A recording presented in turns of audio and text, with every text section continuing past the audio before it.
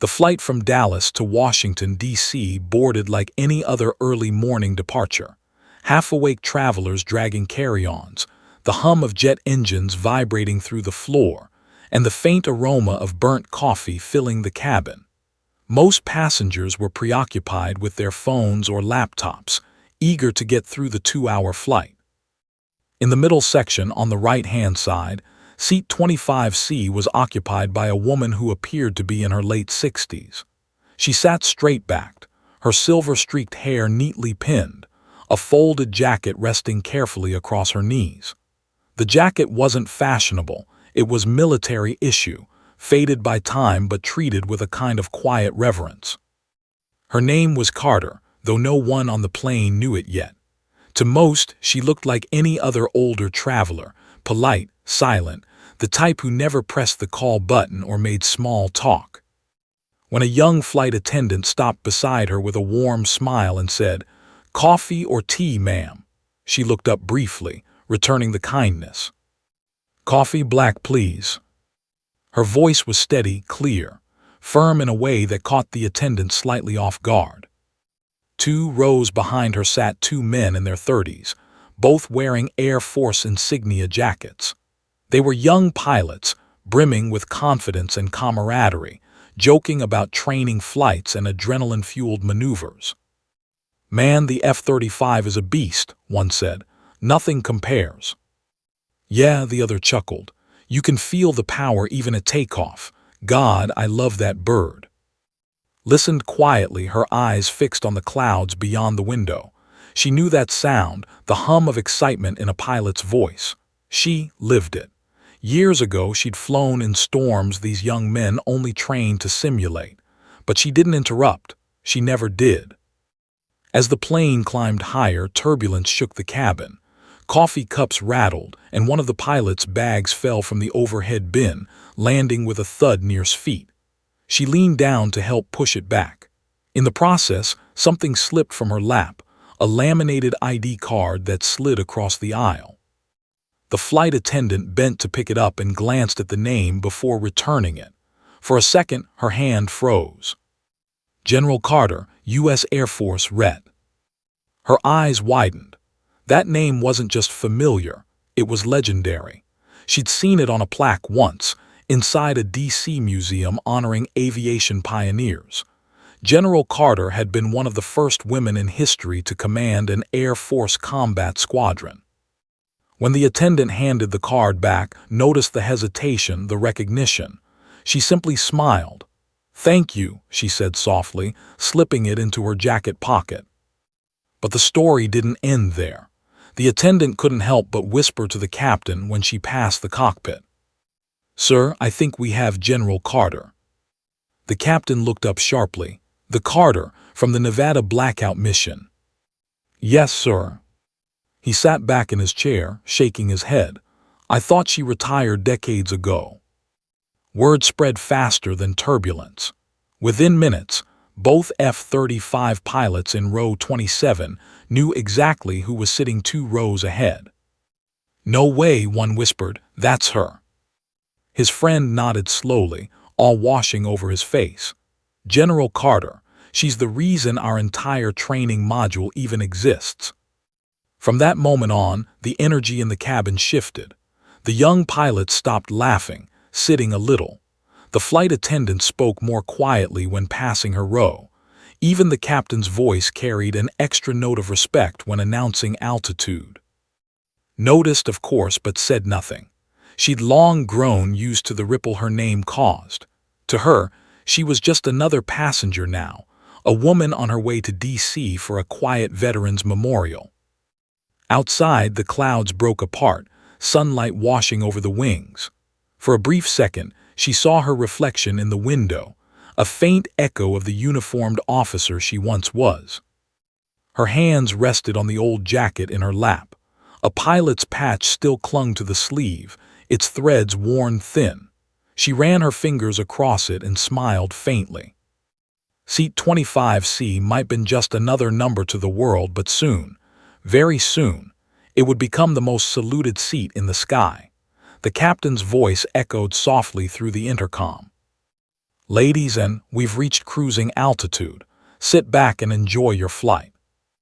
To most passengers, it was an ordinary announcement, but to the crew, it meant something else entirely. The captain had just confirmed it. General Carter was truly aboard their flight. In the galley, two attendants whispered like kids trading secrets. "I thought she lived in Virginia now," one said. "She does, probably heading to the memorial in D.C. this weekend." Can you imagine? The Carter right there in 25C. Meanwhile sat quietly, eyes half closed, lost somewhere between memory and silence. From behind, the two young F-35 pilots who'd been laughing earlier were now whispering nervously. "Man, I can't believe it's actually her," said Mason, the younger of the two. "We studied her missions in flight school. They said she flew an F-15 through a blackout over Nevada without navigation." His friend shook his head slowly. "They said she saved a wingman who'd lost all control mid-storm, brought him home blind." "Yeah," Mason whispered, glancing toward seat 25C, "that's her. That's the legend." The attendants came by again offering drinks, but the atmosphere around had shifted. No one was rude, but everyone seemed a little more careful now, as if the air itself carried reverence. Noticed, of course. She'd spent years commanding rooms full of officers. She could feel energy change before anyone spoke. She didn't mind it. She just wished they'd stop looking at her like a ghost. "Excuse me, ma'am," came a voice behind her. It was Mason, the F-35 pilot. He stood in the aisle, straight-backed but visibly nervous. "I just wanted to say it's an honor to meet you, General." She turned slightly, raising an eyebrow. "Your Air Force?" "Yes, ma'am. Captain Mason Hayes, 62nd Fighter Squadron." Her lips curved faintly. "Ah, Air Base." His eyes widened. "You know it." "I helped test the early prototypes of your aircraft," she said. Mason blinked, momentarily speechless. "The F-35s." She nodded, sipping her coffee. "They were temperamental back then, but so were we." A laugh slipped from his throat, half awe, half disbelief. "Ma'am, those jets are legends now." She smirked. "Back then, they were just expensive headaches with wings." Passengers turned their heads discreetly, sensing something extraordinary unfolding in row 25. Even the attendants pretended to adjust luggage just to listen.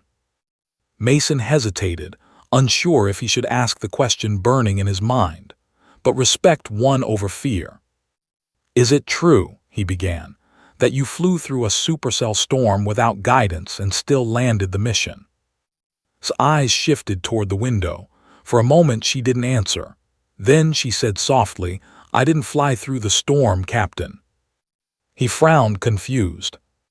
"I flew because of it," she said, her voice firm but distant.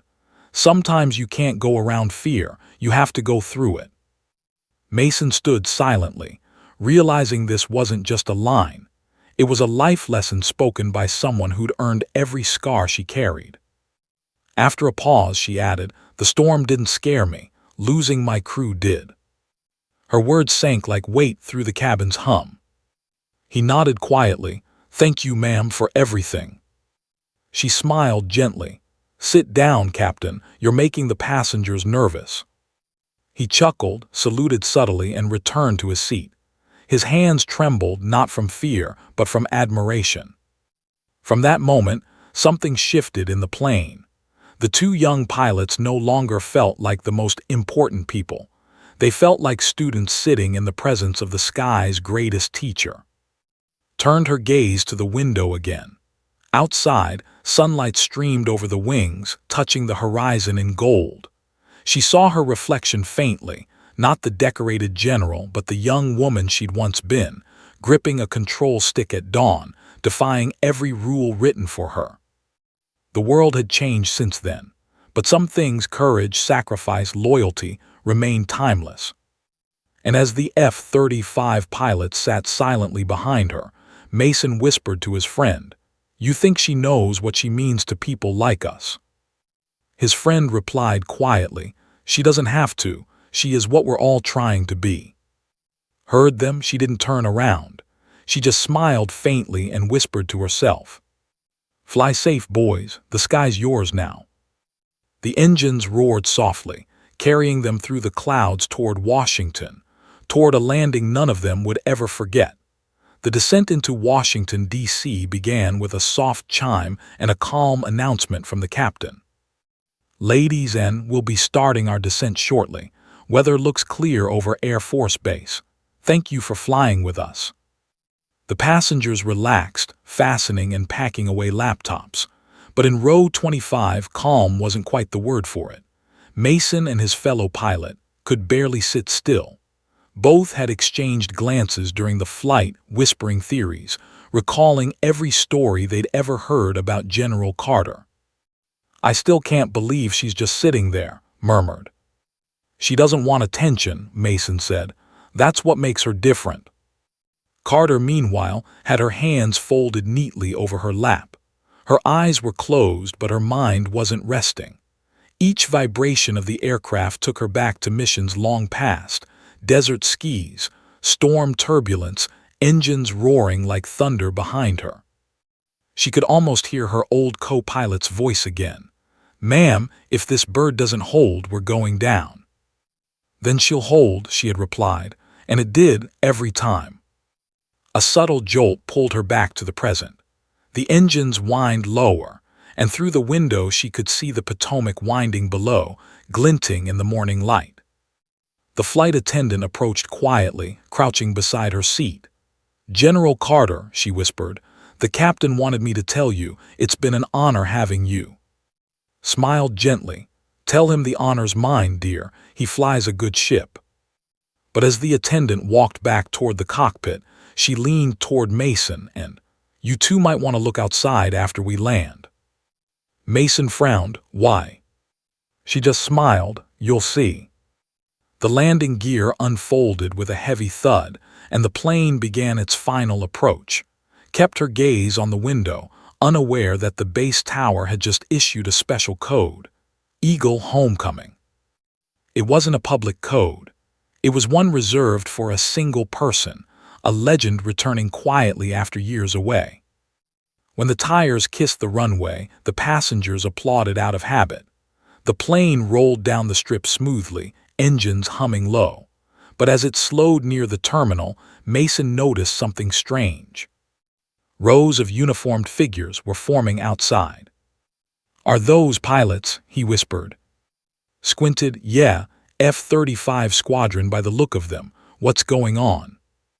The captain's voice broke over the intercom again, slightly different this time, softer, more reverent. "Ladies and we've arrived at Air Force Base. Please remain seated for a few moments. We have a special passenger who will be disembarking first." A murmur spread through the cabin. Eyes opened slowly, realization dawning in her gaze. "No," she muttered under her breath. "They didn't." Mason turned toward her, his tone almost apologetic. "Ma'am, they might called ahead." Sighed deeply, pinching the bridge of her nose. "I told them no ceremonies." Mason's lips curved in a soft smile. "Then it's not a ceremony, General, it's respect." Outside, dozens of pilots stood in two long rows beside the runway, forming a corridor from the aircraft door to the terminal. The wind tugged gently at their uniforms. Each stood rigid, hands at their sides, faces solemn. The jet bridge hadn't even connected yet, but the base commander himself was already waiting at the bottom of the stairs. His cap was tucked under his arm, his expression unreadable but proud. As the sign went off, everyone else stayed seated. Rose slowly, her back straight, her jacket draped neatly over her arm. She thanked the flight attendant quietly, then turned toward Mason. "Young man," she said, "I appreciate your manners." He smiled. "It's easy to show respect when you're standing next to history." Her laugh was soft but genuine. "History belongs to everyone, Captain. I just borrowed it for a while." As the cabin door opened, sunlight poured in. The base air smelled of fuel and salt, the unmistakable scent of home to anyone who'd ever flown.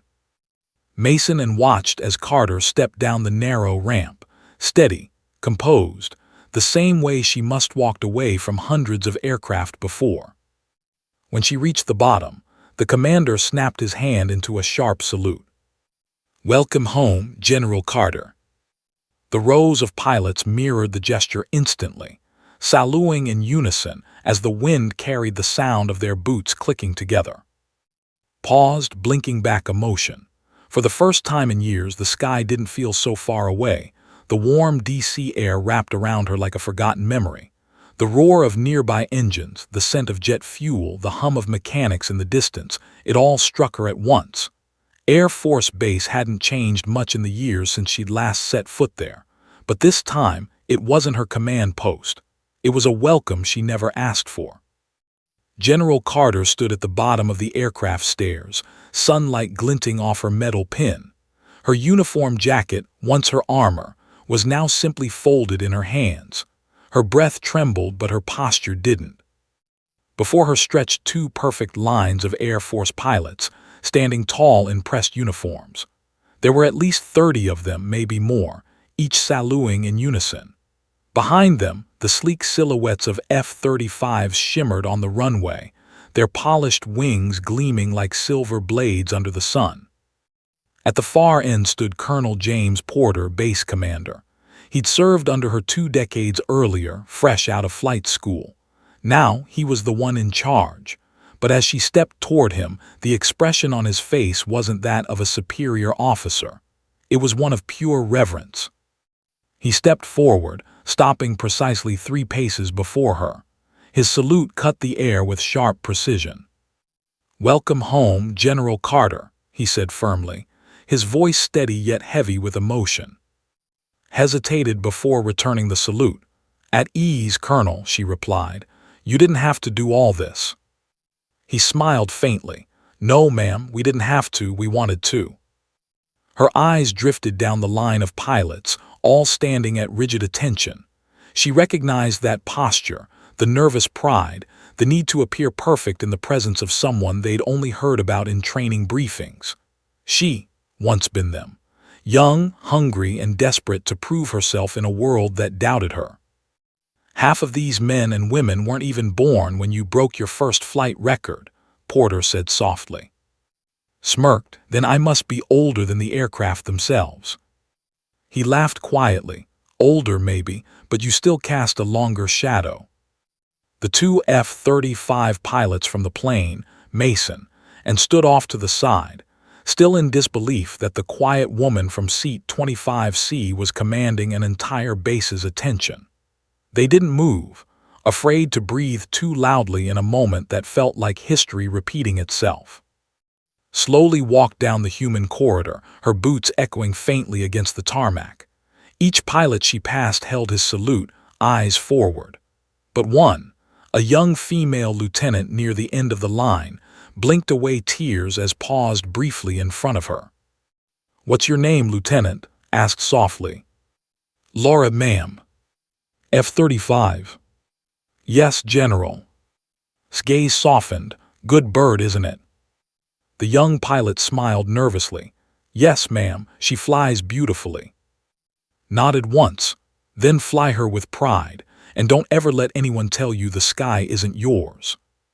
The lieutenant's voice cracked. "Yes, ma'am." By the time reached the end of the line, the air felt charged, part reverence, part awe, part nostalgia. For a moment, everything stood still. Even the wind seemed to hold its breath. Porter broke the silence. "We're holding a small gathering at the officers' hall, ma'am. No press, no cameras. Just the people who learned from you, directly or not." Looked past him at the runway, where a single F-35 was being prepped for takeoff. Its engine roared to life, the sound low and steady, like a heartbeat. She inhaled slowly. "You know, I used to think this sound would fade from my memory." "And now?" Porter asked. She smiled faintly. "Now I think it never will." He gestured toward the terminal. "Shall we?" Gave one last glance at the line of pilots, at Mason, and the young lieutenant still standing proudly. Then she nodded. "Lead the way, Colonel." As she walked with him toward the terminal, Every pilot on the runway dropped their salute simultaneously, boots striking the ground in perfect sync. The sound echoed like thunder, a sound she knew she'd carry with her forever. For the first time in years, General Carter didn't feel like a forgotten veteran. She felt like what she had always been. A pilot who never truly landed. The officers' hall was modest but immaculate. Polished floors reflected the soft morning light filtering through the tall windows. Rows of chairs faced a small podium and a single banner hung behind it. In honor of General Carter, the sky remembers. There were no photographers, no press. Only the people whose lives she had touched, directly or indirectly. Entered with Colonel Porter at her side. She carried her jacket folded neatly, medals still pinned to the inside lapel. She paused at the threshold, scanning the room. The air was filled with a quiet reverence, punctuated by the faint shuffle of boots against the floor. Young officers, some fresh from training, some seasoned in combat missions, stood at attention as she moved forward. Even Mason, and still trying to absorb the reality of being in her presence, held themselves rigidly, not daring to blink. Porter gestured toward the podium. "General Carter, please." She stepped forward slowly, her boots making soft clicks against the floor. She took the microphone, adjusting it just slightly. Silence fell instantly. "Thank you," she began, her voice calm but carrying the weight of decades of experience. "I never sought glory. I flew because I had to, because others depended on me, because the mission mattered more than pride, more than fear." Her eyes drifted to Mason, and many of you will face storms you can't see coming. You will be tested in ways you cannot imagine, and some of you may fail. A faint murmur ran through the room but held their attention. Failure is part of flying. Courage is not the absence of fear. Courage is flying anyway. She paused, letting the words sink. Memories surged behind her eyes, clear skis that turned violent in seconds, engines screaming under her control, the roar of a co-pilot yelling in panic. She had saved them, guided them, led them. But she remembered also the nights spent staring at a sky she had almost lost her own life in, thinking about the pilots she couldn't save. The room was silent now, the weight of her words pressing down on everyone present. The young lieutenant, Laura, gripped her notebook tightly, unable to contain her tears. Mason's jaw tightened. He had never felt more humbled in his life. Looked out at the rows of pilots and officers. "When I joined the Air Force, they told me women didn't belong in cockpits. They said the sky wasn't ready for us. I proved them wrong, not for myself, but for the people who would come after me." The silence was deep, heavy with respect. Porter stepped forward, placing a small emblem on the podium, a simple silver pin with wings etched in it. "This is for you, General," he said. "Not because you asked for it, but because we stand on the shoulders of giants." His voice softened. "I never did anything alone. Every mission, every flight, every victory, it was because of the people I flew with. And the people who came after me continue to honor that tradition every day." Mason finally understood. This was why the pilots had stood at attention on the runway. Not for medals, not for publicity, but because she had shown them what courage looked like. She had taught them what it meant to be a pilot, not by words alone, but by deeds that had altered the course of their service. The ceremony ended quietly. No fanfare, no applause, only the echo of respect, the memory of wings slicing through clouds, and the faint hum of jet engines outside. Stepped down from the podium and walked past rows of standing pilots. Each returned her gaze with admiration that went beyond words. For a moment, she could almost hear the engines she had once commanded, whispering their approval. When she finally reached the door, Mason whispered under his breath, "She's more than a general. She's the reason we fly." Didn't respond immediately. She just glanced back, a small smile tugging at her lips. She didn't need to say anything. The pilots already understood. For the first time in years, she felt a profound sense of completion. She had flown, she had led, she had inspired. And now she was home, After the ceremony, the hall emptied slowly. Officers and pilots lingered briefly, murmuring in small groups, but Carter remained seated near a tall window overlooking the tarmac. Sunlight streamed across her silver-streaked hair, casting shadows that highlighted the lines of decades etched into her face. Mason and approached cautiously, their steps soft. They hadn't spoken to her much beyond the flight, unsure where respect ended and familiarity began. Yet now, in the quiet aftermath, they felt it was time. "Ma'am," Mason began, voice low, "may we sit?" Smiled faintly, "Of course, Captain, both of you." The two young pilots sat on the polished floor, knees bent, boots tapping softly against the tile. For a moment, none of them spoke. Outside, the low hum of F-35 engines from the nearby hangar filled the air, a familiar rhythm to anyone who had ever flown. I just started, swallowing hard. "I can't believe we're sitting here with you. We grew up learning about your missions, your storm run over Nevada, and now you're right here. It's surreal." Looked out the window, watching the jets glint in the morning sun. "I didn't do anything remarkable," she said quietly, almost to herself. "I followed the rules, trusted my instincts, and cared for my people. That's all any pilot can do." Mason frowned. "That's everything, ma'am. That's what we try to do every day, but hearing it from you, it's different. You made it real." His eyes softened. "I used to sit in a cockpit at dawn, looking at a sky that no one thought I belonged in. They told me women didn't belong there. They told me I couldn't command, couldn't lead, couldn't fly." She paused, running a hand over the faded patch on her jacket. "I didn't fight for myself. I fought so that others could step in without hesitation, without doubt." Leaned forward, his voice barely audible. "You mean like us, the pilots today?" Turned fully toward them, her gaze steady. "Exactly.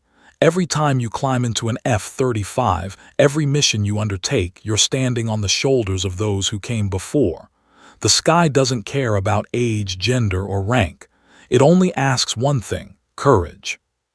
Mason swallowed hard, letting the weight of her words sink in. "I think I understand now," he whispered. "It's not just flying, it's responsibility." Nodded. "Responsibility, loyalty, and remembering that someone will always look to you for guidance, even when you think no one is watching." She paused. "That's the real mission." For a long moment, they sat in silence, watching the jets taxi and the sunlight ripple over polished wings. The room seemed to shrink, leaving only the three of them, connected across decades by shared passion and sacrifice. Then laughed softly, almost a whisper. "You two remind me of myself once. Excited, reckless, convinced the world was yours for the taking. The difference now is that you have the tools and the team to survive it." Mason grinned. "I guess that makes you what? Our guiding star." She chuckled faintly, eyes twinkling. "Call me a cautionary tale if you like, or a ghost, or a reminder that the sky rewards those who respect it." Leaned back, staring at the floor. I think we'll never forget today, ma'am." His expression softened further. "Good, because this is how it's meant to be remembered, not the medals, not the missions, but the people who carry the lessons forward. That's why I'm still here." She rose slowly, smoothing her jacket, the weight of decades evident but her composure intact. Mason and followed suit, feeling that quiet, unspoken shift. This was a moment they'd carry forever. Glanced out the window one last time. The F-35s were ready, engines humming low, waiting for pilots who would continue the legacy she had built. She whispered softly, almost to herself, "Fly well, and take care of each other." The words weren't for them alone. They were for every pilot who would ever look up at the sky and wonder if they could reach it. And in that hall, with sunlight glinting on medals and wings, the past and future met for a single, timeless moment. The officers' hall had quieted, leaving only the faint echo of boots on polished floors. Outside, the sun glinted off the sleek wings of parked F-35s, reflecting across the terminal windows. Inside, the air was charged, not with noise but with anticipation, a collective respect that needed no words. General Carter walked slowly to the podium again, her boots clicking softly. She had already spoken, shared her memories, and passed along her lessons, but the young pilots and officers had not yet fully grasped the magnitude of what they were witnessing. Colonel Porter stepped aside, signaling that the next part of the gathering was informal. No cameras, no speeches, just pilots and a veteran who had shaped the sky itself.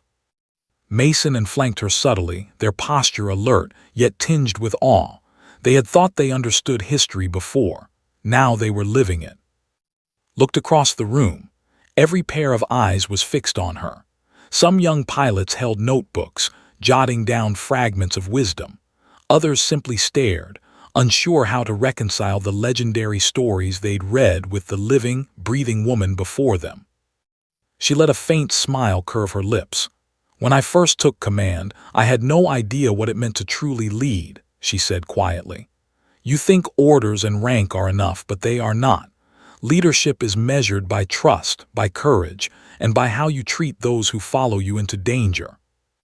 The room was silent, absorbing every word. Some whispered to each other, sharing unspoken acknowledgement that she was speaking not to them alone, but to a future generation of aviators who would carry the weight of the sky on their shoulders. A young lieutenant, barely out of training, stepped forward tentatively. "Ma'am, how did you stay calm when everything went wrong?" Looked at him, her eyes steady. "I didn't always," she said softly. "I learned that fear is not weakness. It's a reminder that you are alive and responsible. And I always had a team that I trusted, people who would cover my blind spots and I would cover theirs. Courage is never solitary." Mason whispered too. "She's teaching them more than we ever did in school, more than any simulator could." Then a subtle signal from Porter. The room shifted. From the open doors leading to the tarmac, dozens of pilots appeared, lining up in precise formation. The hum of engines outside softened as the young F-35 pilots took their positions. They stood tall, boots perfectly aligned, visors reflecting the bright morning sun.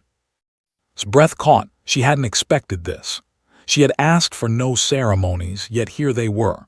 Not for her ego, but for the legacy she had created, the courage she had instilled.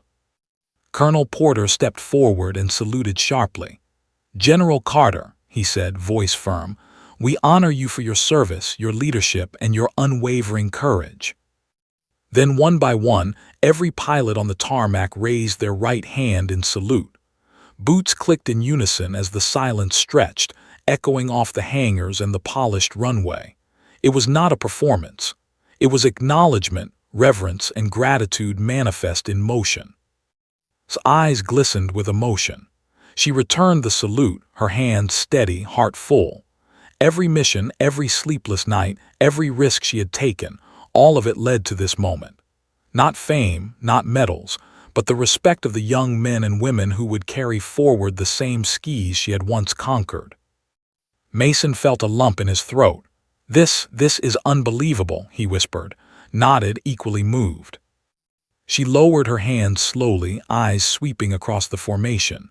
Her voice broke softly, though composed. "The sky is yours now. Fly well, watch each other, protect one another, and never forget why we take to it." For a long moment, the pilots remained at attention, absorbing the gravity of her words. Then, in perfect synchronization, they snapped their hands down, boots striking the tarmac once more. It was not applause, not fanfare. It was a legacy, etched into the present by a veteran in seat 25C who had never forgotten what it meant to lead, to inspire, to soar. Turned back toward the base, feeling a weight lift. She had left her mark quietly, without spectacle, and for the first time in years she felt certain. The sky was in capable hands. The morning sun cast long shadows across the tarmac as General Carter stepped away from the podium, the polished floor of the base hall now behind her. Every step echoed softly, the rhythm of her boots blending with the hum of distant F-35 engines. The quiet was heavy, carrying the weight of decades of service, sacrifice, and flights that had defined her life. Mason and flanked her, respectful yet awed. Neither spoke. Words seemed unnecessary. Every young pilot present understood that what had just occurred was more than ceremony. It was history, alive and breathing, carried in the posture of the veteran before them. His gaze swept the runway one last time. The rows of pilots who had stood at attention earlier now lingered, boots planted firmly, eyes forward. Each carried a spark of the courage she had once embodied, a testament to the legacy she had quietly built. She stopped near the first F-35, its sleek frame shimmering in the sunlight. Memories came rushing unbidden, hours in cockpits, engines screaming through storms, missions executed in the dark while the rest of the world slept. She remembered the fear, the adrenaline, the responsibility of lives resting in her hands. And she remembered her co-pilots, friends who had trusted her implicitly, who had flown alongside her in the dead of night, knowing failure was not an option. A soft wind lifted her silver-streaked hair, and for a moment she closed her eyes. She whispered under her breath, words meant only for the sky. "Fly safe always, take care of each other, don't forget why we leave the ground behind." Mason leaned slightly toward. "I think I finally get it," he said quietly. "It's not the medals or the missions, it's the people." Opened her eyes and smiled faintly, catching the exchange. "Exactly, Captain," she said softly.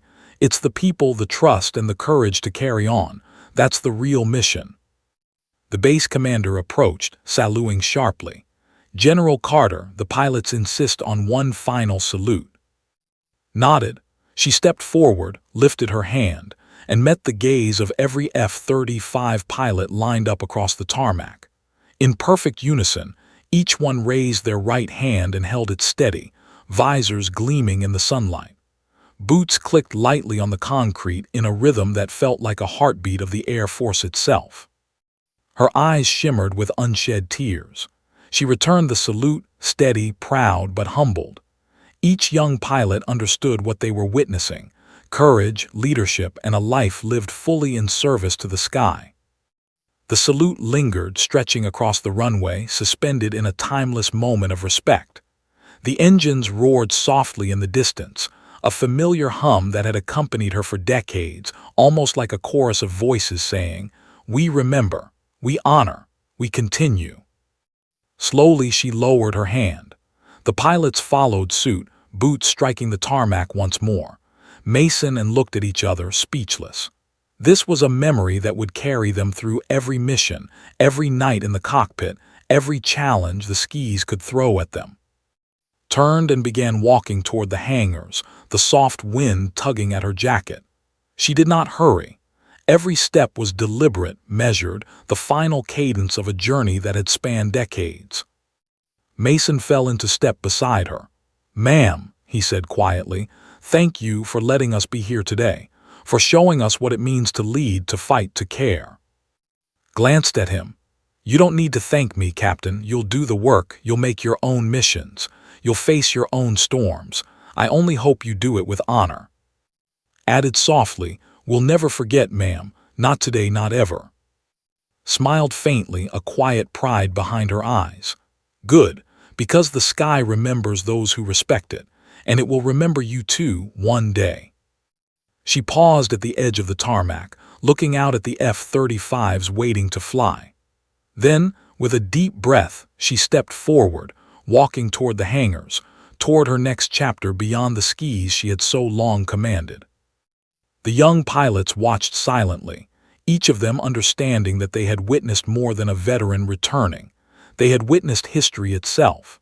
And as disappeared into the hangars, the sunlight glinting off the polished aircraft, a single truth echoed in their hearts: courage leaves a mark, and some legacies will never fade.